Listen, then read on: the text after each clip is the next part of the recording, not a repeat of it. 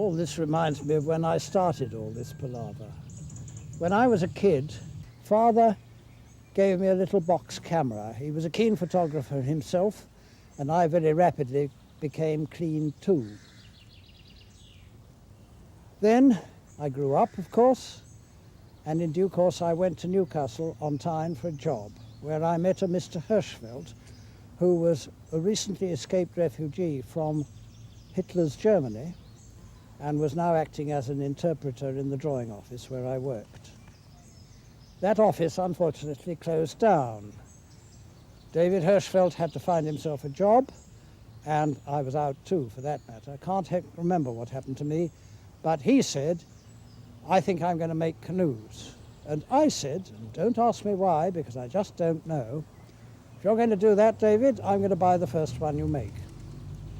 He set up Tyne Canoe Company, and I bought his fourth canoe.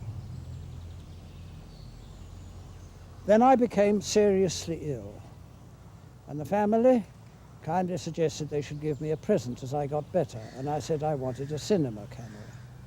So they gave me a 16mm cinema camera of the day, and also a projector, of course. And I got very keen on this form of photography. And I biffed off by making various short films of small expeditions that I made, and then I made 3 films which have become rather well known, called the Clarence films, where I showed people how to canoe and how to be safe about it. Then somebody took me after the war on a very adventurous expedition on the River Teme when it was in flood, and I thought this was great. And the next expedition I did was a fortnight's expedition. Somebody else had organized it, and I went too and made a film of that. And I realized that I'd got something. I'd got a real memento of the holiday, which I could look at any time. These gradually grew up into the series of expeditionary films which I made over the next 14 years, I think it was. I became the coach to the British slalom team. We did better and better and got high medals, including a gold. And then, because of my previous experience in the education films and in coaching, the British Canoe Union offered to make me the national coach. I accepted it and absolutely loved the job. It was my vocation. But it meant that I had to cut out the expeditions and the team coaching simply because I didn't have the time. So all that part of my history died with me. What a pity.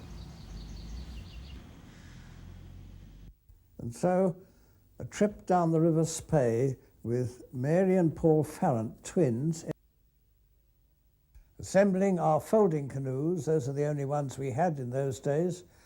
And in fact, I think these modern canoes have rather spoilt the art of canoeing, because we just couldn't hit anything in these folding canoes. They were rubber-hulled and canvas decks, and if you hit anything, you got a puncture and sank. So you didn't hit anything. River, not very big right up here, but certainly moving fast.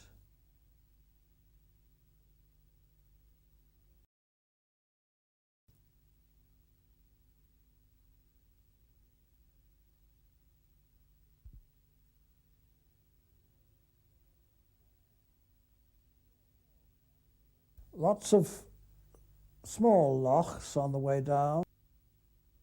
Grantown on Spey, another rapid, no great difficulty.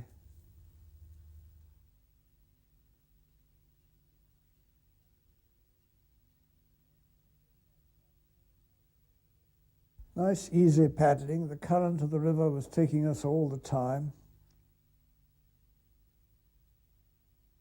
And ahead of us was this famous rapid, the Knockandu Rapid. Here it is, grade 2, not much more under the water condition that we met it.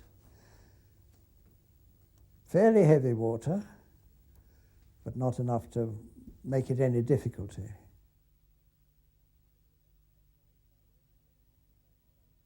Rocks to dodge, of course, and we had to dodge them. We couldn't ride over them roughshod.